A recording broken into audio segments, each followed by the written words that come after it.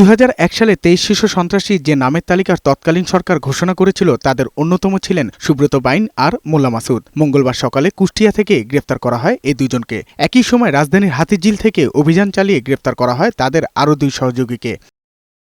এ সময় তাদের কাছ থেকে 5টি আগ্নেয়াস্ত্র, 10টি ম্যাগজিন উদ্ধার করা হয়। ঢাকায় আনার পর সংবাদ সম্মেলনে আইএসপিআরের পরিচালক জানান, প্রায় 3 ঘণ্টা অভিযান চলে কুষ্টিয়ায়, তবে কোনো সহিংসতার ঘটনা ঘটেনি। গ্রেফতারকৃত সন্ত্রাসীরা হল সুব্রত বাইন ওরফে ফতে আলী, আবু রাসেল মাসুদ ওরফে মোল্লা মাসুদ, শুটার আরাফাত এবং শরীফ।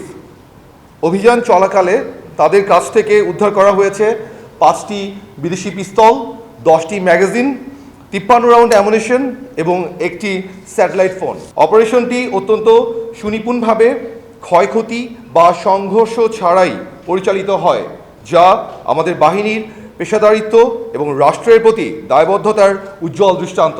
আইএসপিআর জানান, এই চক্রটি দেশের বিভিন্ন অঞ্চলে হত্যা, চাঁদাবাজি ও নাশকতা চালিয়ে আসছিল। এই চক্রটি দেশের বিভিন্ন অঞ্চলে হত্যা, চাঁদাবাজি এবং নাশকতা চালিয়ে এসেছিল।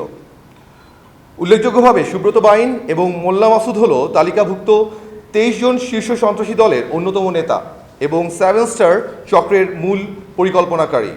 এই অভিযান ছিল দীর্ঘদিনের গোয়েন্দা তৎপরতা এবং পরিকল্পনার ফসল। 90-এর দশকে ঢাকার অপরাধ জগতের আলোচিত নাম ছিল সুব্রত বাইন। আধিপত্য বিস্তার করে দরপত্র নিয়ন্ত্রণ ও অসংখ্য খুন জখমের অভিযোগ তার বিরুদ্ধে। তার নামে এখনও ইন্টারপোলের রেড নোটিশ জারি রয়েছে।